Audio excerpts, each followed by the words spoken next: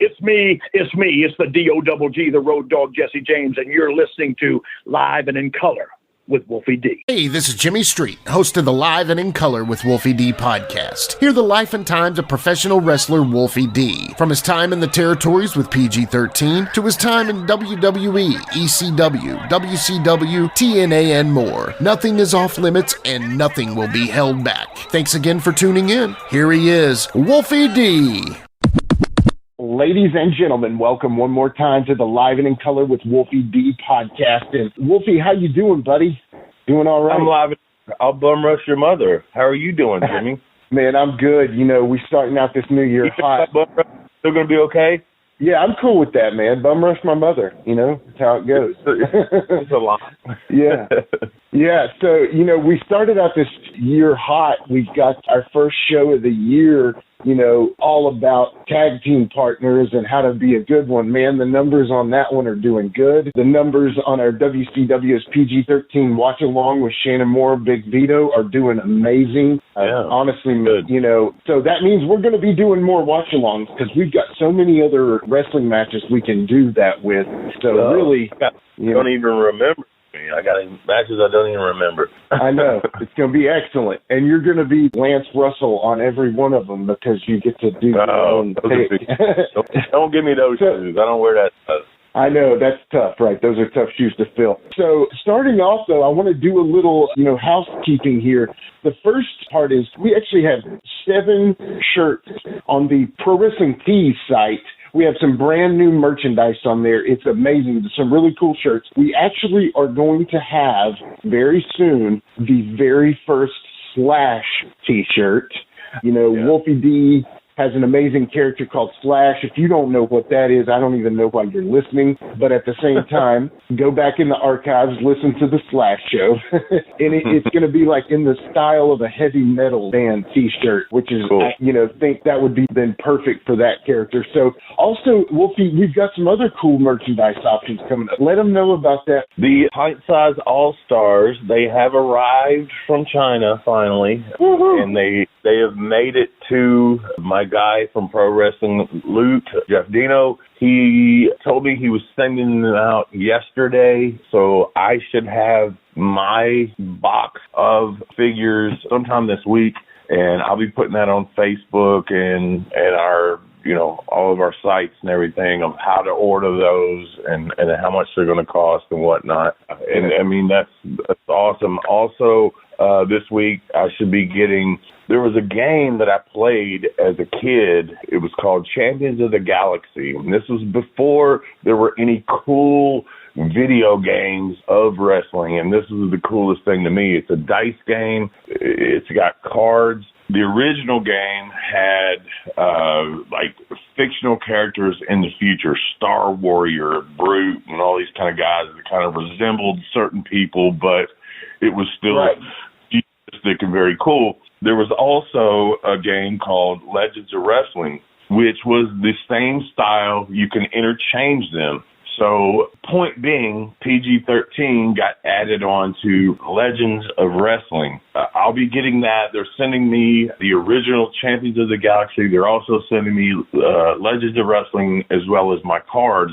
So that's something, and I don't get anything off this. I was honored to even be asked to be on that, man, because, like I said, I played it as a kid, and it was just cool to me. So as that comes to me, I'll give more information on how to, you know, get that game and get those cards and all that stuff. That's amazing, man. That's so cool. Now, first of all, let's not skip over the fact that you're going to have the very first PG-13 action figures very soon in your hands. Yeah, Pint Size All-Stars, they've been doing it for a minute with Pro Wrestling Loot, but I think we were the first double pack. I know they have a Rock and Roll Express one, and I'm not sure the release dates on each one or whatever, but what the guy told me was, you're our first double pack. So that's pretty cool. Amazing. That is amazing, man. I can't wait to get my own set. I know I've already put my order in with Wolfie D, and I can't wait to get those in my hands because I'm going to, you know, display them proudly. Now, I'm not an action figure guy. My brother is. pinning Jamie, right? That's Yeah, of course. Display. Okay. Well, however, yeah, of course. I mean, isn't that the way it's supposed to be?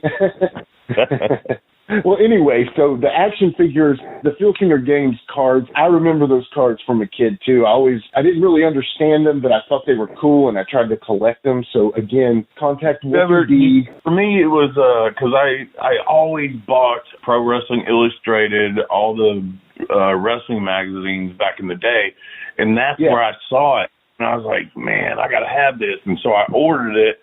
And then I went off. I bought every edition they had and all this kind of stuff. And then it came about, I think it was, I don't know, like 2 years ago or something. I was talking to somebody, and we've already got 2 cards on there, but now there's a new edition that are colorized and a whole new picture. And so it's like really awesome to me, very awesome. I had everything and played it all the time, and I played it all the time. That's amazing, man. I'm so proud of you guys. I'm so proud of you, man.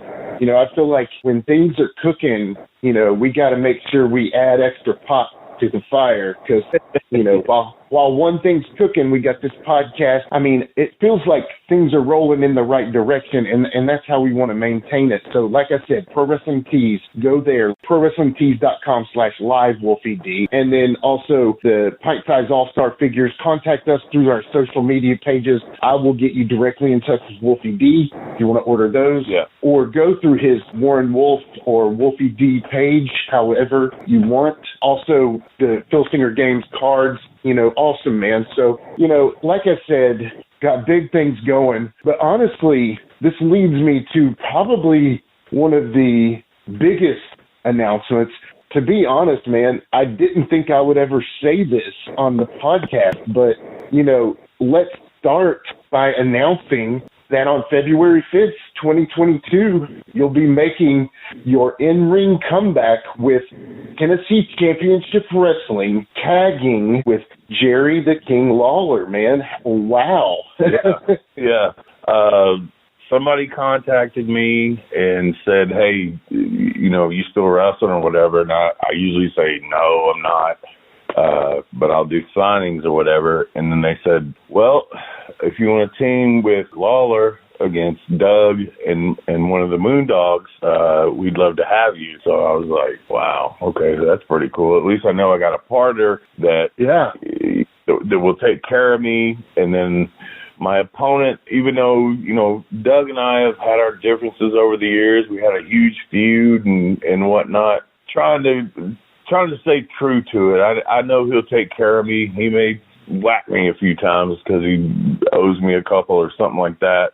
The Moondog wrestling with, I don't know that I've ever wrestled that particular Moondog, but, you know, I trust guys, and I told all of them, I said, look, you know, here's my issues, and if we can do that and the money's right, let's go. Yeah, well, I mean, I think this is surprising everyone, and that is why this episode is called Wolfie's Comeback. And honestly, again, Wolfie, man, I feel like you're not Indiana Jones running from the large boulder. I feel like, man, you are the boulder, and the 2022 is Indiana Jones. So this time the boulder's going to run over Indiana Jones. So, you know, so we're going to talk about this comeback show for this episode. You know, you talked to me about this, and I said, man, this would make a great episode for the podcast. So let's go ahead and just make this show Wolfie's Comeback. Hey, folks, to get your official Live and in Color with Wolfie D merchandise, go to prowrestlingtees.com/live Wolfie D. Check it out.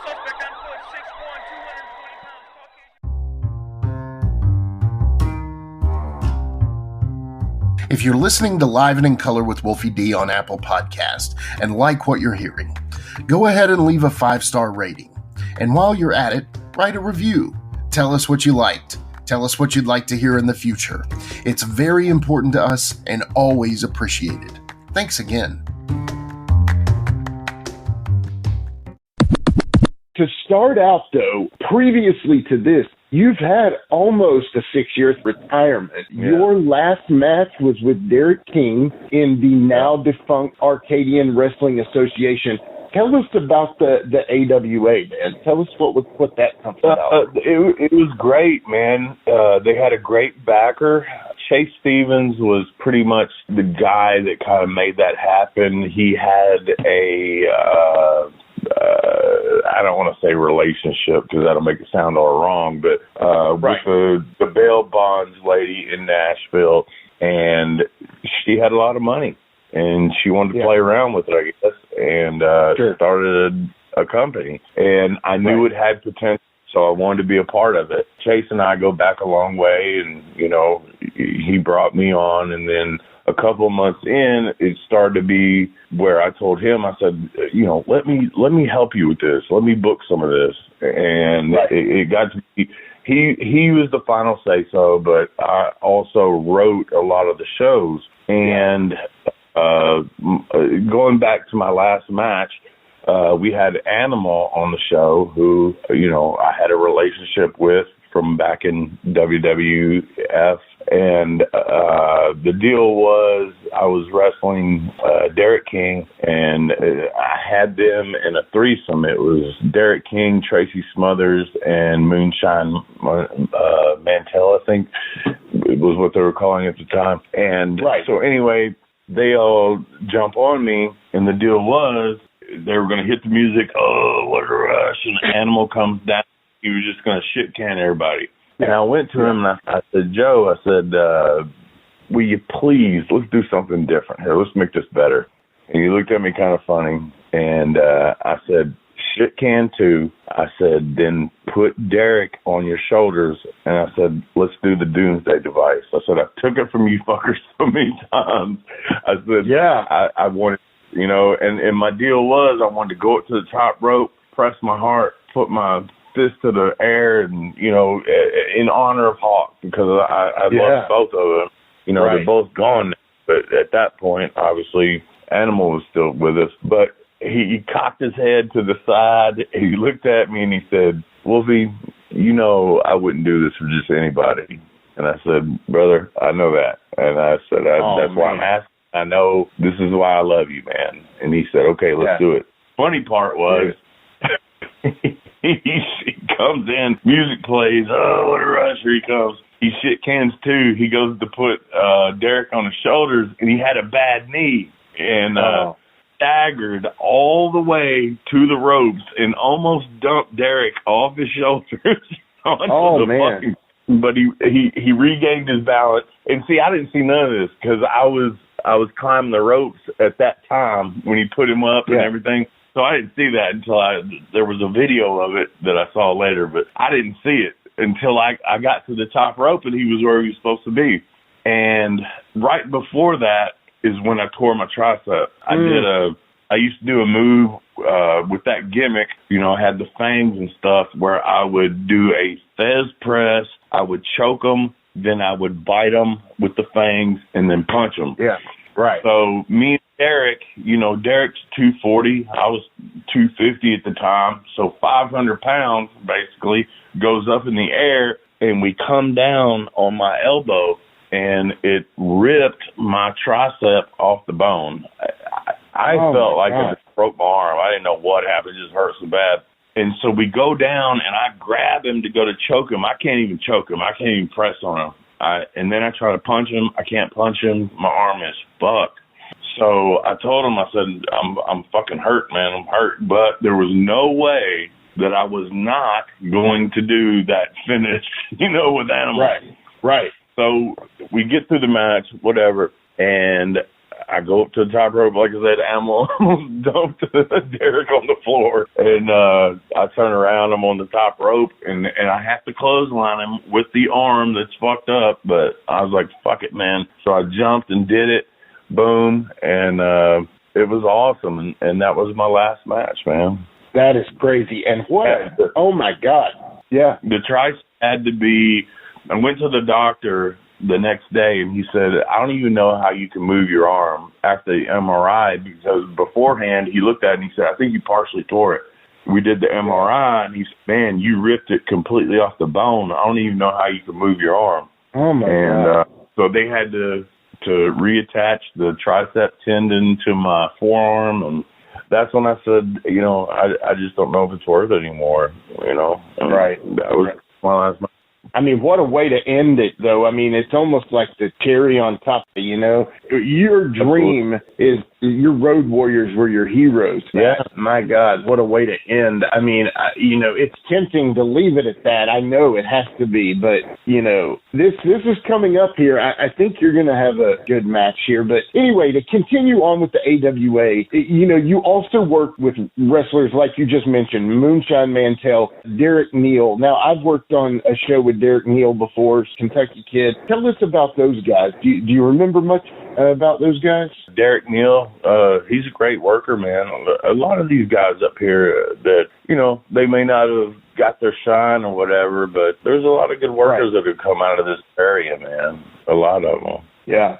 I remember working with Derek Neal. Now, I've worked with Derek King on a Saw show before, worked with Derek Neal on another Saw show, but, TJ's Sawmill, you would see a lot of people come in for a few months and then go away. That's where I actually met you and was flipping out, It was like, you're talking and you're like, I remember you saying, man, I could do a lot with this show, and it was kind of like a frustrating situation for you because I feel like in a lot of cases, it must be frustrating for you because you would come in there with a wealth of ideas, just like you're a gimmick man, but they would slot you for a match, and it would be a great match all the time, but they wouldn't. It was like you were wanting to offer more, and it must have been frustrating. So yeah, that's kind of how I feel. But you run into that with any of these outlaw shows because you got guys that are, the money guys, the bookers, and they think they know more than the talented guys that have done stuff, and they don't want to give you they want to pay you a little bit or whatever, but they don't want to listen to you because then that's taking their power away, and that's kind of how it works. No, and that makes total sense. And that happens all over, At the same time, I know that it would be frustrating to you because they were doing a cable access TV show that ran on the local CW, and I just remember you saying, man, I could do so much with this place. But anyway, long story short, I remember, this is around 2013 that I remember your creation of this Cerebus character. Now, I remember you getting it was like the cape. It was like a Skeletor cape. It had like a breastplate that went over your shoulders. Anyway, it looked to me like a Skeletor cape. You had this awesome look. Then you had the teeth, the eyes. Tell us about that Cerebus character, man. What was your vision for that? I've always come up, and I hold true to this. I'm one person that has never had a company pick my gimmick or tell me what I was going to be. I came up with everything. I came up with the PG-13. I came up with Slash, and then Cerebus was a little bit off of Slash. It was just a little different. The Lycan Assassin was Cerebus. And I made that outfit out of eco foam, I think is what they call it. I started looking at these cosplay people and how they made it. I watched YouTube videos on it, and I made that outfit. And yes, the Skeletor thing, if you'll notice the shoulder pads that are on it are just like Skeletor's, and that was the influence on that. And I put the LED lights in it, and, I put a battery pack in it and everything. And just something different, man. Just like we talked about 100 times. I love gimmicks, man, and I think that to me, as an old school kid, I just love gimmicks, and I think people still would love gimmicks. And as we talked about before, I think that's kind of the deal today is that nobody's got a real gimmick. They all want to be MMA fighters or something. I don't know. Yeah. Black trunk, just their name, or first name, the last name. I mean, here's my name. Yeah. Here's what I look like.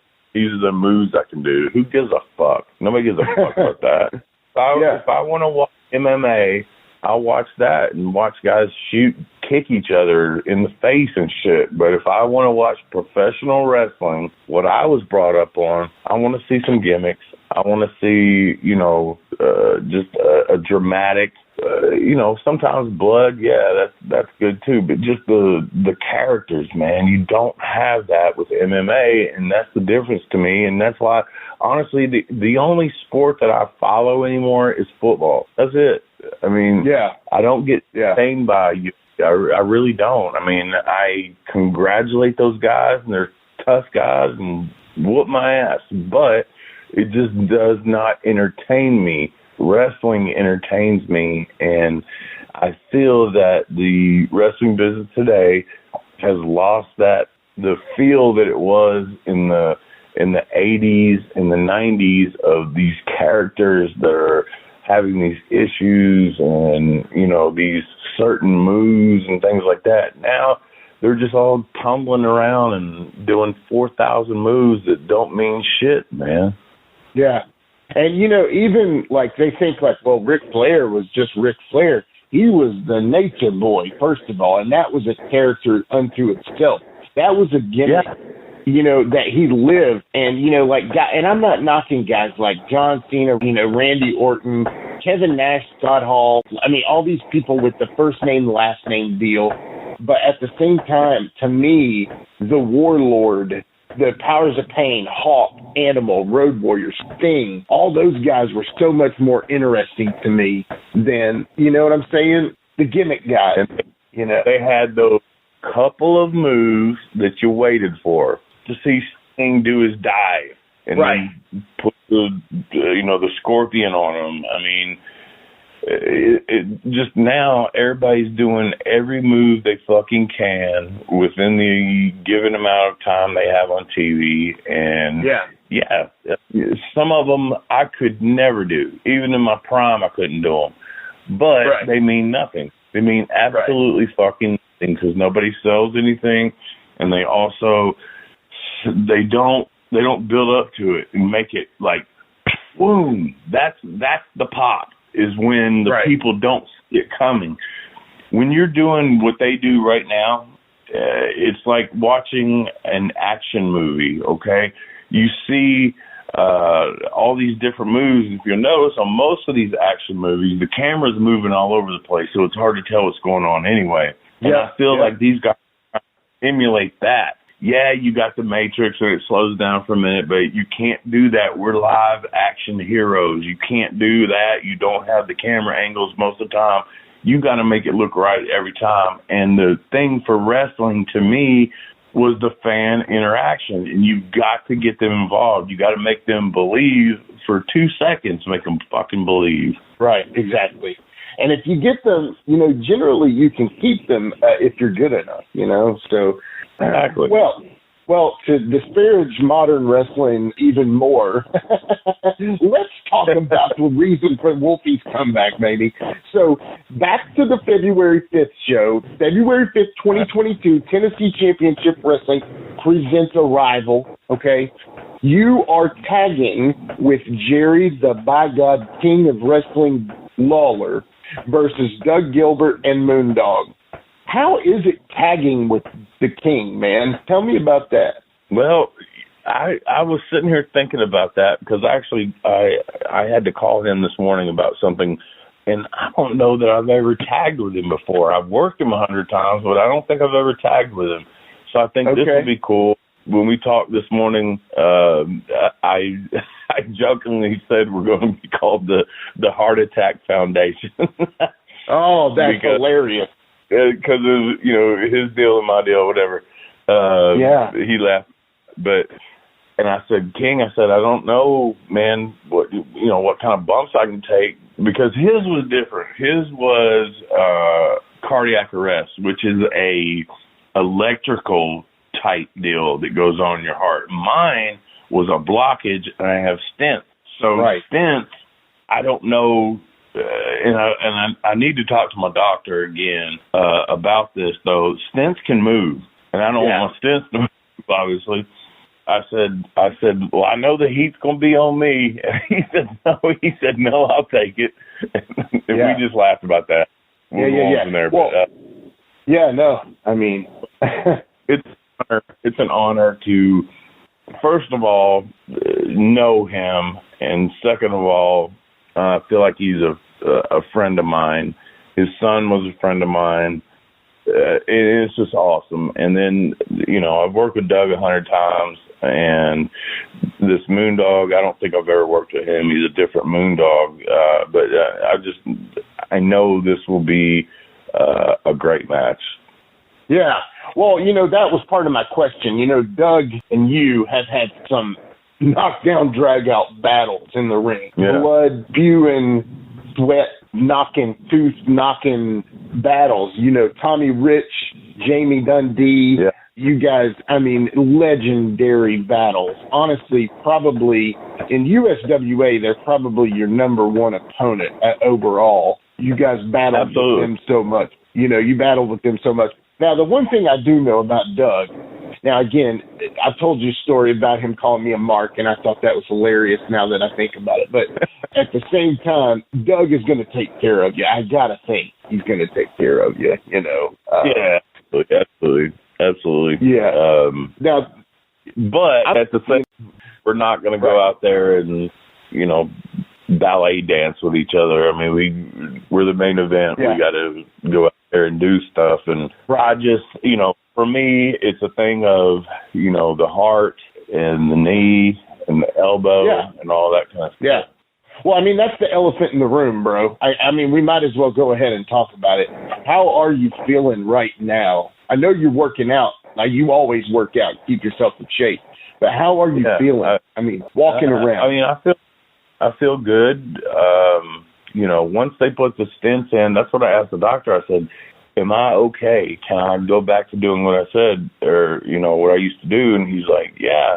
We didn't talk about wrestling or anything, but we talked about just, being in the gym. And I've not had a problem,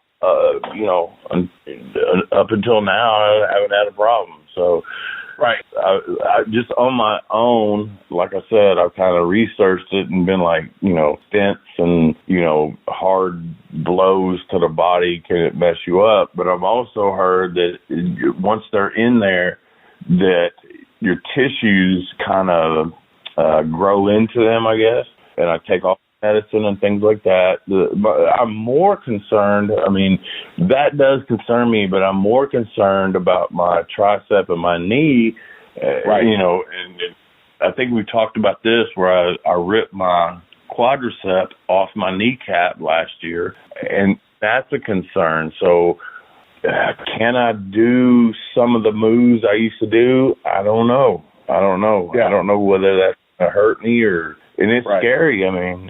It'll take that bump to do it. I've got what they did was when my quadricep ripped off my knee, and after I talked to the doctor, he said, you had a lot of damage in there before you even did this. And so I know that's wrestling related, but they drilled 2 holes through my kneecap.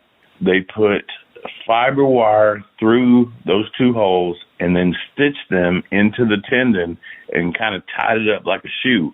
So that's how my knee has gotten healed. It is still, I promise you, it's not 100%. Walking upstairs ain't easy. It don't feel good.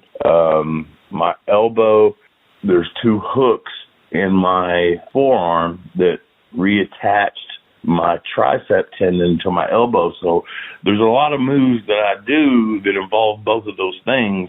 So what can I do without re-injuring myself? Yeah.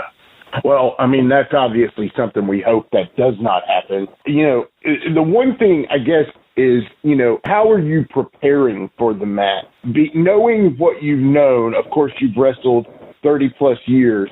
What are you doing to prepare for it? Well, I'm actually doing a lot more cardio than I've ever done, ever. Because honestly, back in the day when I was wrestling, 5 and 6 days a week, I really didn't do cardio. I just lifted weights. Right. But now my focus is more on cardio, and because of my knee, and I also have a tear in my left hip, and that's MRI approved, but they won't do surgery because of the recent heart attack. So I've got to wait on that. So I got a tear in my hip, my L5, S1 in my lower back are almost touching. Got super lower back problems. So I'm just trying to do cardio and try to limit myself in the ring to, God, man, if somebody picks me up and goes to slam me, I don't know what I'm going to do. Hit him in the face or something. I don't know. Well, we know you can take care of yourself in a shoot. That's not the issue here. Making a good deal for the fans is the important part. So I know that you are going to be prepared in the gym because it's funny. You all a little behind the scenes here. I will sometimes text Wolfie and say, hey, man, let's do this show. I want to talk about this right now. And you'll be like, can't, bro, in the gym. And you'll be there for like hours. Wolfie is a gym hound. If you know Wolfie, he is a man that is always in the gym, always cares what he looks like. So the gym part of it is easy. I know you've got that covered. But now cardio in the ring versus cardio on a, elliptical is totally different, right? I mean, there's a difference in that. It is way, there's ring shape and there's gym shape. So what I've been trying to do, because of my knee that gives me so much trouble, and actually my other knee, I'm about positive, this is not MRI proven like my hip, but I think I've got a tear in my meniscus. The elliptical is it's hard on me. So what I've been doing is battle ropes combined with this rope pull down thing, and I do intervals on that. I do 35 minutes of that, where I go a minute on one, rest for 40 seconds, and do a minute again on the other, and vice versa, and go back and forth for about 35 minutes, which is a hell of a workout. It's just my legs. I can't do what I used to with my legs. I just can't. Right. I've tried. I don't know if it'll ever be right, but that's just the thing. I wonder, if somebody shoots me into the ropes, can I even? Because I can't run good. I really can't. I can half-ass run. So if somebody shoots me into the ropes, can I do that? There's a lot of things that I'm wondering about, but I'm anxious to do this. I'm anxious to do it, man. Well, I mean, I love the Boogie Woogie man, Jimmy Valiant. I respect handsome Jimmy Valiant, but at the same time, brother is still working in the ring randomly. So I feel like in his 70s, I said this about, I give my, utmost kudos to people like him, Ricky Morton, and even Lawler that have been doing this for way more years than I have. Right. But at the same time, and I can't say it about Lawler because he got ran over by a car, Joe LeDuc on the thing, a lot of shit like that. I have taken a lot of big bumps in my career, and because that's what I wanted people to remember things. You know what I mean? They talk about your WrestleMania moment. Okay, maybe not that, but every match. My thought was, what can I do to make the people go, oh shit, oh, this is legit, and I really did, and I took a lot of big bumps, man, and now, I'm paying for it, but it's, some people's bodies hold up better than others. I don't understand how Lawler did. He don't wear knee pads, never has, and what Big Move was the second rope, fist drop where he lands on his knees. I understand how his knees ain't blown out. But, again, different people's bodies hold up different ways, Right. Lawler is a freak, man.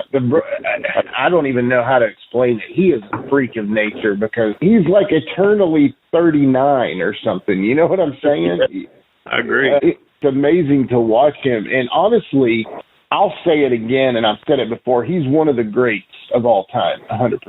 Oh, absolutely. Without a doubt. Never got his respect, always was written out as a Memphis guy, but honestly, Memphis, people don't respect Memphis like they do the Mid-Atlantic for some reason, but Memphis is much more of a pivotal part of the future of wrestling. So, like, if you take Memphis and you take the Mid-Atlantic at the same time, Memphis was much more of a future glimpse than the Mid-Atlantic was. And I know there'll be people that argue with me about that, but truthfully, Memphis was like a fire starter almost, where anybody that was anybody came through Memphis. There's no denying that. No denying that. And Memphis was the last territory to go out of business when Vince bought up everything. So that completely says a lot. And Memphis was a different beast. If you were over in Memphis, you were over. They believed in you. The city loved you. I mean, I could tell stories of the police, and if I was a normal person, probably would have been in jail for a long time. Yeah.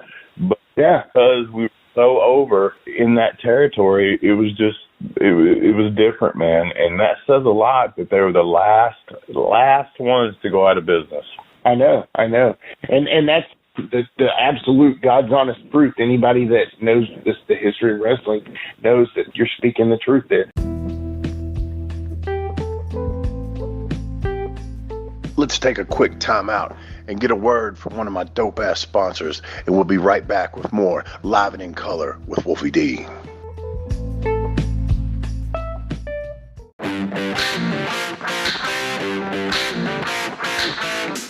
Hey folks, this is Wolfie D here, and if you are looking to buy or sell a home in Tennessee or Southern Kentucky, you're going to want to call my buddy, the rock star realtor, Benji Bowie. And you say, Wolfie, how do I get in touch with this rock star? Well, you can call him directly at 615-390-8216. You can go to his website, bowiehomes.com. That's B-U-I-E homes.com. Or you can email him at benbowie34@gmail.com. When you need a home, you need the Rockstar Realtor. Benji is a member of Exit Realty's Garden Gate team in Gallatin, Tennessee. So, not to skip here, but because I feel like we could just do a Memphis episode and be fine. But to talk a little more about the show directly, they also are having some cool people on the show.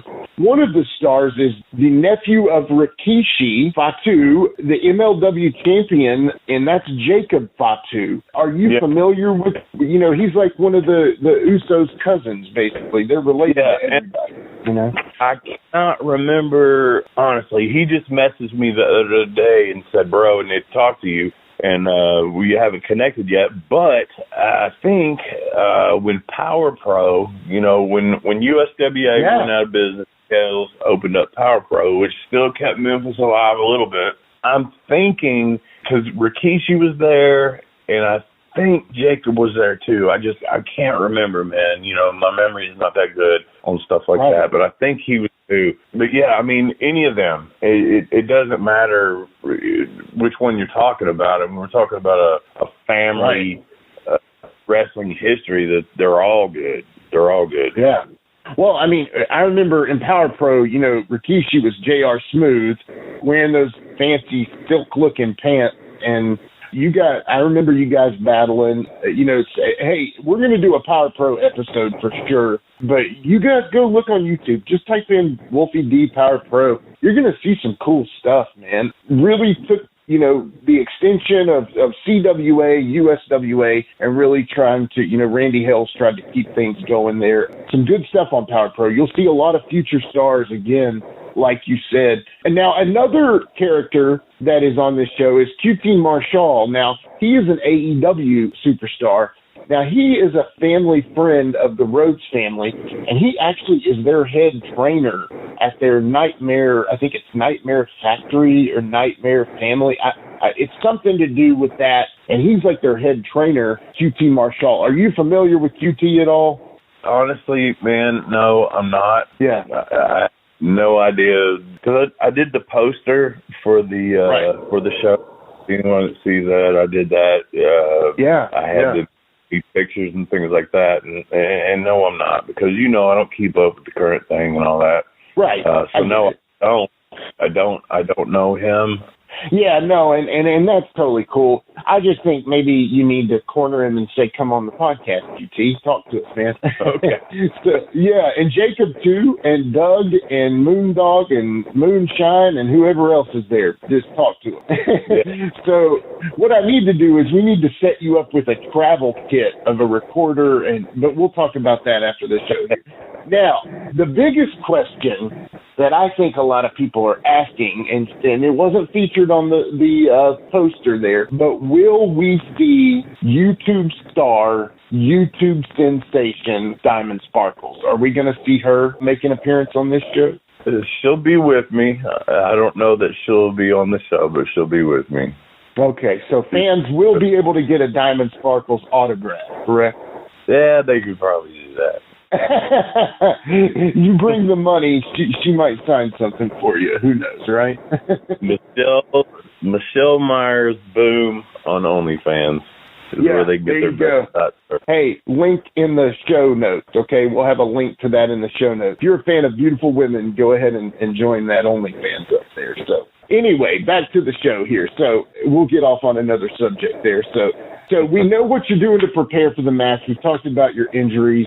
You know, man, I don't want this to be like the end of the Wrestler movie where, you know, it just fades to black for Wolfie D, you know. They are going to be having a meet and greet, too. Now, the doors will open if you pay this $50 to Golden Circle ticket. Yeah. The doors will open for those folks at 5 p.m., where you guys, I assume, will be doing signings and all that, correct? Yes, absolutely. And yeah, I'll have my 8x10s and I will have my pint size all-stars. I'll have all that. So yeah, they get a lot. Yeah, and I'm going to try to get you some stickers to give away, too. So we'll work on that for sure. Tickets are $30 ringside, $20 general admission for this show here. So now, you know, we've talked about this show, PCW, everything's going in that direction. Are there any plans for matches after this show for you right now? Man, you know, I've thought about that. And honestly, because other promoters have seen that, Wolfie D's back. I've got so many of those back, man. I want to book you. And my basic answer has been, let me see how I do on this one, because who knows when I come out. Honestly, and this is a shoot. If I even make it out of the ring, who knows? You know, and I'm not saying I'm not trying to work nobody or whatever. You know, I've got my health issues, my knee, my everything, my heart. If I make it out of the ring, I'm gonna see how I feel, and if I feel okay, then yes, I may do some more stuff. But if I come back feeling like shit, or if I fucking die out there or something like that, I mean, honestly, I just don't know, man. I got to feel this one out. Yeah, of course. And we don't want to put the cart before the horse here, but I will be saying a prayer for you during the match just to make sure you get good there. So any of my praying Wolfie D fans, don't forget, Jimmy, for reserve tickets on this show, and I really want, man, if I'm going to go out there and do this, I really want it to be a packed house. 731-420-4616 is how you get your reserve tickets.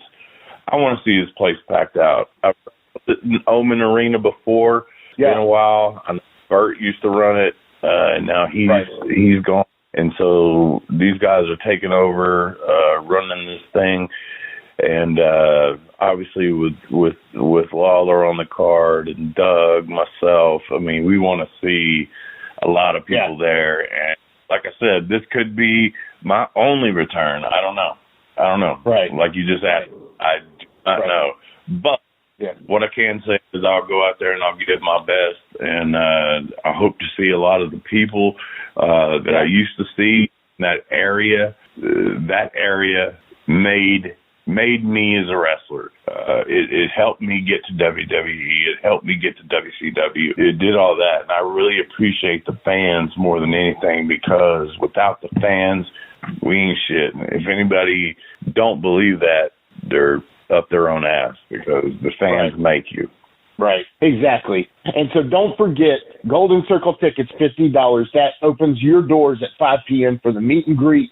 Regular admission is $30 for ringside, $20 for general admission. Again, call 731-420-4616 to reserve those tickets. Get them taken care of. Get it out of the way. You got some extra Christmas money. You might as well spend it for some entertainment. That is on par with the best in the world. So now, literally, you know, other than that, Wolfie, you know, basically, you know, I want to thank all their sponsors. Ben Bowie. If you need a home, get with Ben. You know, Pro Wrestling Loot, top-notch stuff. Going to have some of the best wrestling memorabilia you can buy. Coach's Corner Sports Grill. honestly, if you're Springville, Tennessee, and you're hungry, get the best in the world. They got great burgers, man. They got wall-to-wall TVs. And my boy Eric Byford, I went to high school with him, man. He's a good guy, and he's went through a lot. Dude almost died. He was in an attack, got stabbed a number of times, and almost died. And came through it all. Has done a great deal for himself, and I'm very proud of him. Yeah, man, he's a great guy. I've only dealt with him for just a little bit, but when he decided to come on as a sponsor, he came on strong. And so really, honestly, that leads me to this. You know, let's go into current affairs. DJ, it's the music. It's a current affair.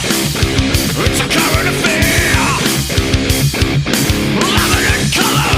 It's a current affair.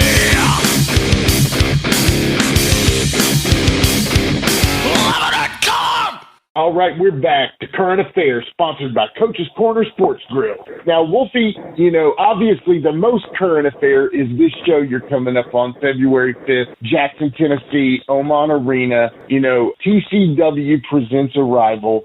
But as always, I've got some current affairs for you. The first one, I want to get your idea on this. Drew McIntyre, you know, they've been interviewing him a lot lately, and recently he said that he would like to borrow on his next heel run from the boxer YouTube dude, Nickelodeon or Disney Channel, Jake Paul. Have you seen stuff about this Jake Paul guy? What are your thoughts on Jake Paul?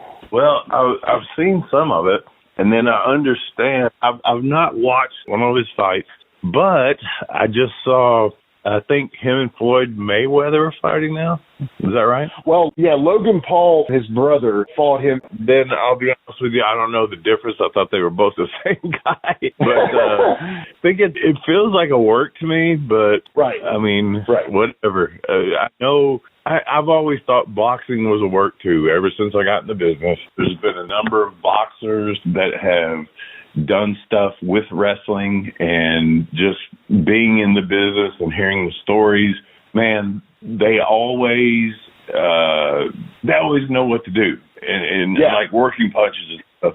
That Mike Tyson shot on Shawn Michaels as a working punch, but it was great. Right. It was a great working punch. It was.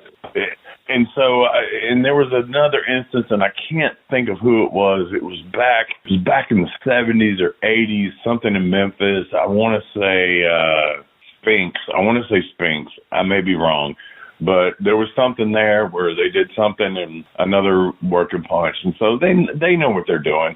And I feel like when they're hugging and stuff, I feel like they're talking like we do, and.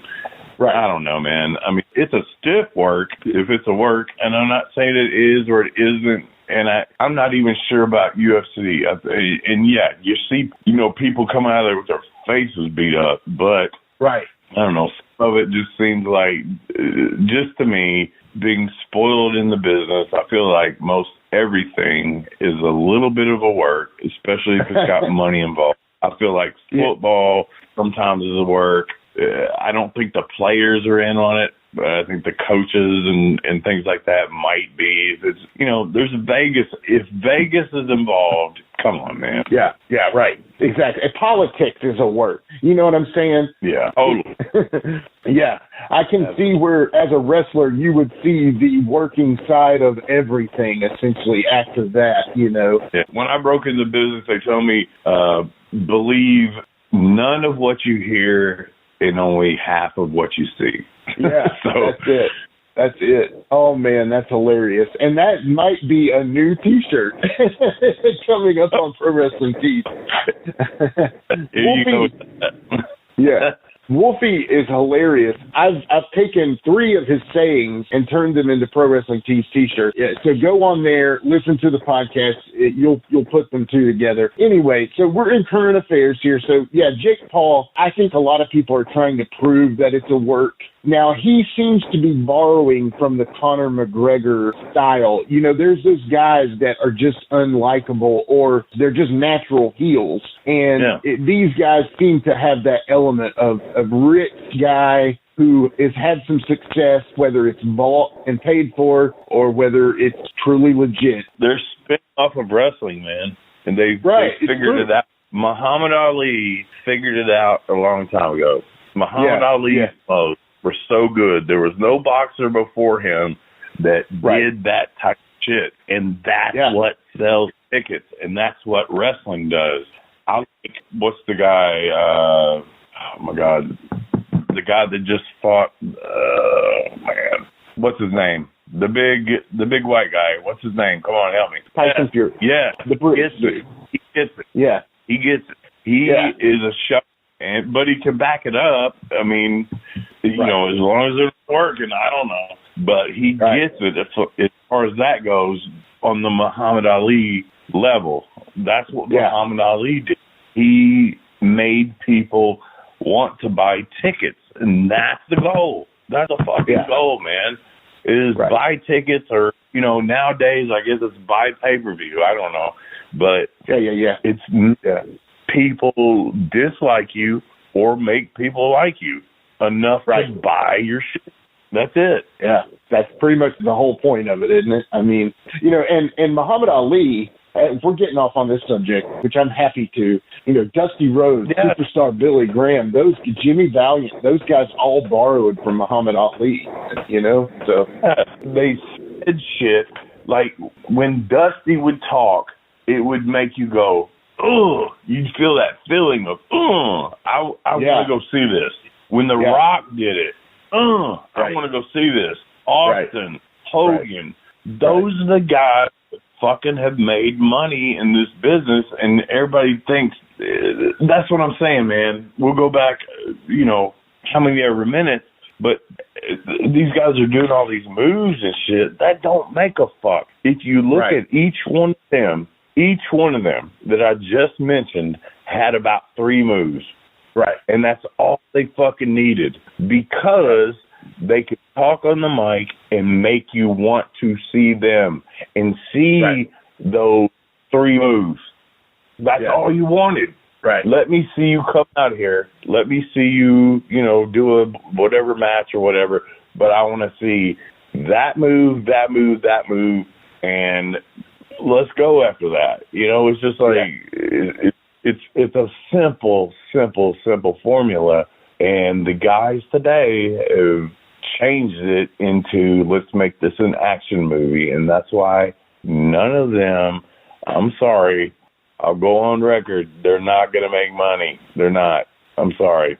Tony Khan, fucking whatever. I don't give a fuck. They're not going to make money doing what they're doing. I've said it before. There's that one thing where you get a Stone Cold, you get a Rock, you get a Hulk Hogan, and like I said, I'm not good on whether I can judge Roman Reigns because I really haven't watched him. But there's only these certain guys that come along every now and then, and wrestling goes in dips. It'll go up for a minute, it'll go down for a minute. You're going to have your fans that are going to watch all the fucking time. But when your superstar is on Good Morning America or whatever the fuck else, that's when wrestling is huge again. Yeah. And there's only a certain couple of guys that can do that, man. Right. And they don't require backflips and fucking goofy spots. They don't require that. It requires talking on the mic and selling their shit.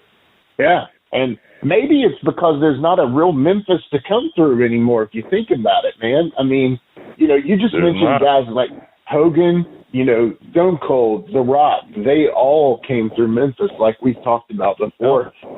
So maybe Roman Reigns needed a Memphis to come through. Who knows, man? We'll see.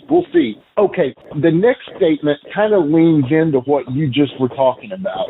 So Mick Foley recently was quoted as saying, "One thing missing from wrestling today is these vicious, out-to-hurt-you heels, such as what you believe like Abdullah the Butcher or the Bruiser Brodies of the world would be." Do you see some truth in that statement there?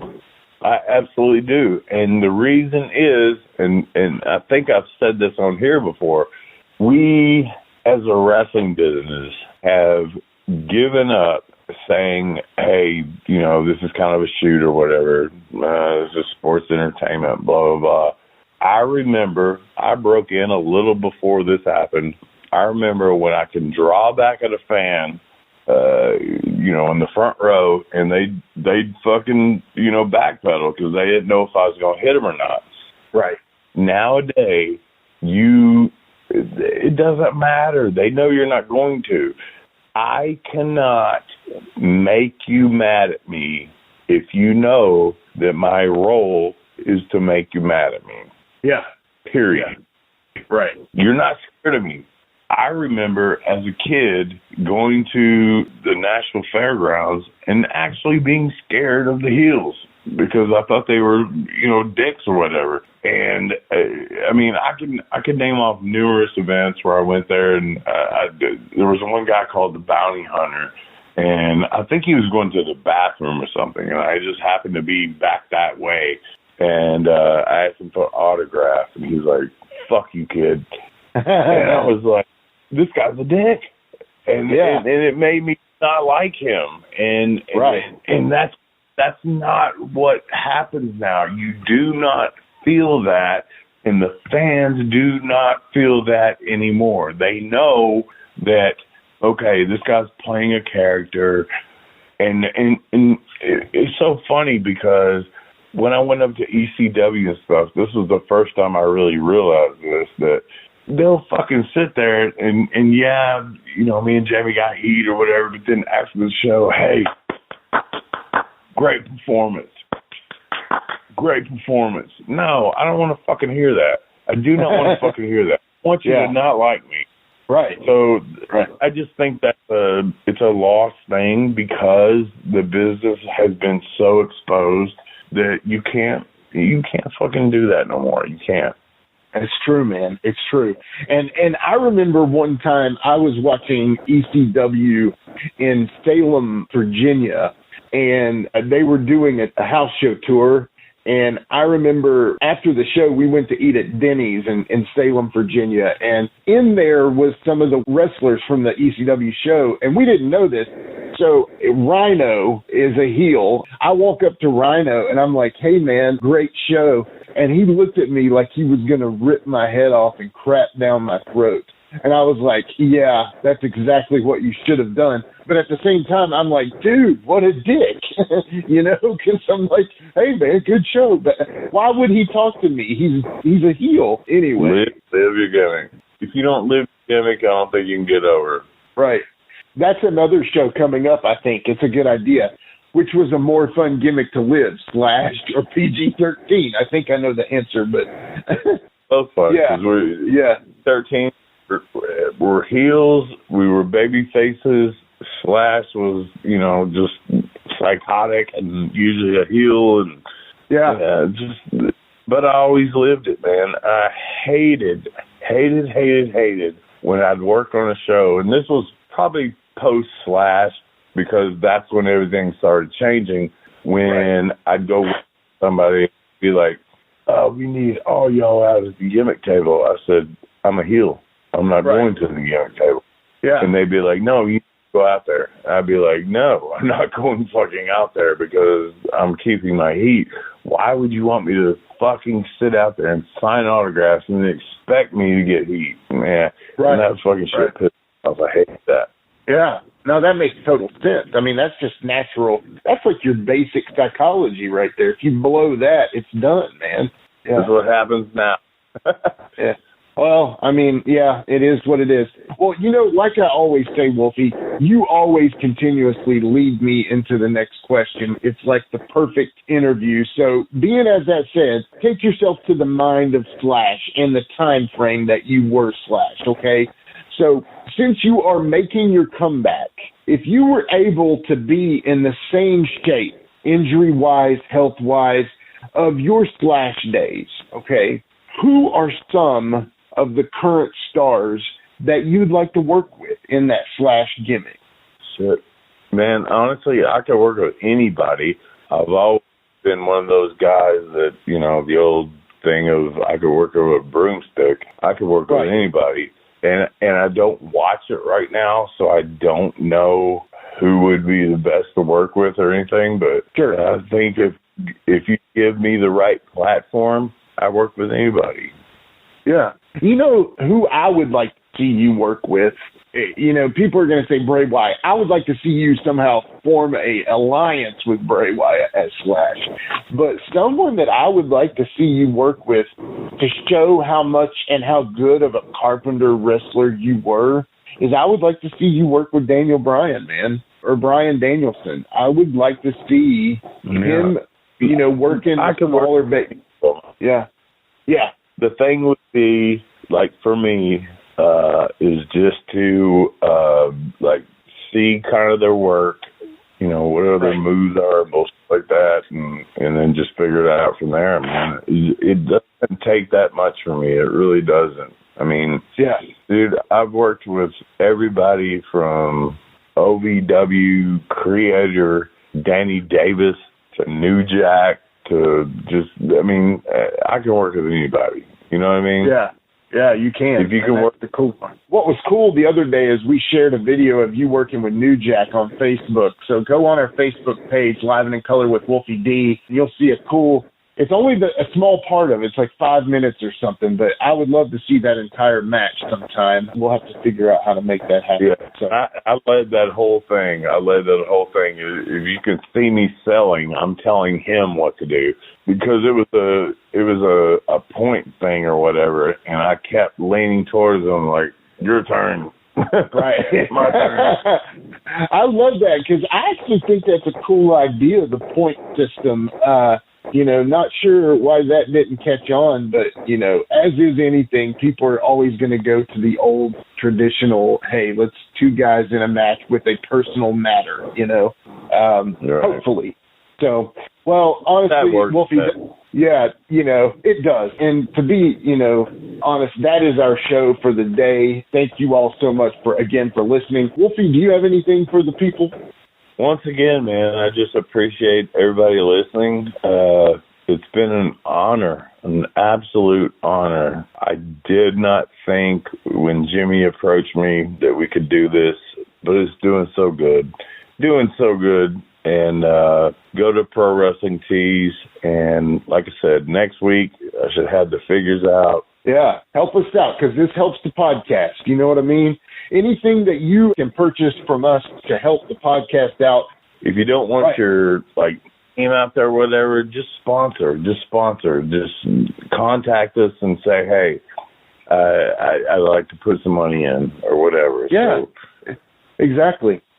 We'd love to help you, you know, do that. Now, we would be glad to mention your name, but if you want to be silent about it, that's fine too. So once again, this show was dedicated to Wolfie's comeback. Keep in mind, we're going to be promoting that show coming up on all of the social medias. But it is February 5th, 2022, Jackson, Tennessee at the Oman Arena. Tennessee Championship Wrestling presents Arrival. And that is again with Doug Gilbert and one of the Moondogs versus Jerry the King Lawler and our very own, very favorite #1 wrestler, Wolfie D. Can't wait for that to happen and can't wait to see how that goes. All right, take us out, Wolfie. Love you guys. Thank you for listening. Thank you, Jimmy. Thank you, buddy. Live it in color. Take care.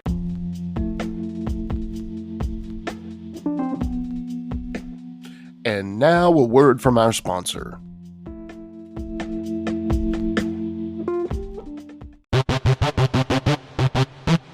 Ladies and gentlemen, welcome to Give Me Back My Pro Wrestling, the podcast that's based on the old school but can still help you find the good stuff from today.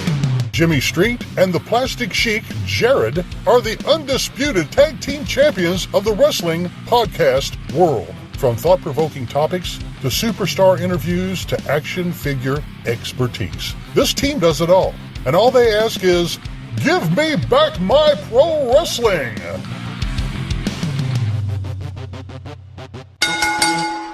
Every other Thursday, wherever you listen to podcasts. Join me, Gene Jackson, for the Jackson Interaction Podcast, where I'll be doing one-on-one interviews with people from the world of professional wrestling, as well as stand-up comedy. You can get them anywhere podcasts are available in both video and audio form, but you can find them all at GeneJacksonPod.com. That's right, it's the talk of Middle Tennessee, the channel you love to hate and the channel you hate to love. It's Brian Turner from Brian Turner's VHS Rehab. And if you're looking for matches from Wolfie D to Jerry Lawler to Dusty Rhodes and the team that put a pimp before your eyes and a goatee between your thighs, Booty Call and Athena, go to lostwrestling.com. See, I made it easy for you. Brian Turner's VHS Rehab.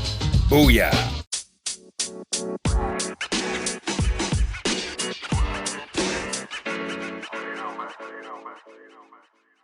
So that was another great episode. Hey, Wolfie, tell them where they can find you on social media. Jimmy, they can find me in the club, bottle full of bub. I'm just kidding.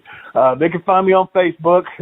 My personal page is Warren Wolf, WOLFE. I'm on Instagram at WarrenWolf13. You can always find us on Facebook, Twitter, Instagram, and YouTube at Live Wolfie D. Here's the thing. Wolfie always has offers for his autographed photos. He has a selection of some awesome photos from throughout his career that he will autograph and personalize any way that you want him to. Just contact him either directly at his personal Facebook page or through any one of our other pages, and we'll make sure you get in contact directly with Wolfie. Get those photos, right, Wolfie? Yeah, I've got some good stuff on there, to help with the podcast. Folks, if you can't get out to a show to meet Wolfie D, there's nothing like that, especially for the fans of PG-13 and Wolfie D. And before we go, you can always find me, your host, Jimmy Street, at James Rock Street on Twitter, Instagram, and YouTube. And hey, Jimmy, before we go real quick, I just want to add in there, from the bottom of my heart, I really appreciate, first of all, the work you've done for this podcast. You have worked your butt off. Secondly, the people that are liking the page. Beyond that, even more, is the people that are listening, and we really appreciate that. Yeah, and remember, guys, the podcast drops a new episode every Monday at noon, and our past episodes are streaming now on demand on all major podcast formats. Thanks again.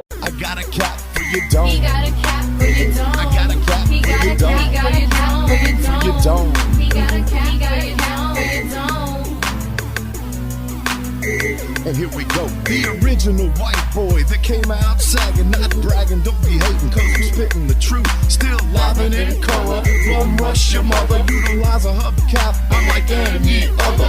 Back in the day, I was NOD, and I was P to the G, plus the 1 and the 3. In case you forgot, they call me Wolfie D. Been cloned and copied so many times, tired of suckers taking credit for what is mine. You know who you are without me name dropping. Wrestling's first white boy coming out hip hopping. Been doing it like this since 92. Laid low for a while and you thought I was through. Listen real close to these rhymes that I've injected. This shit's so sick it makes your ears get infected. Mad skills, no faking, there is no one great. Cause I'm bringing more folks than Obi-Wan or later. Not here to play games, so you better beware. You don't like me, so what? I really don't care. Like time I keep ticking and I can't be stopped. You sucker step to the side unless you wanna get dropped. With my finish, I'll straight knock you out. Please allow me to tell you what it's all about. I'm gonna wind it up, then I'm driving it home. It's Wolfie D, baby. I got a cap for your dome. I got a cap for your dome. He got a cap for your dome. He got a cap for your dome. This has been a James Rock Street production.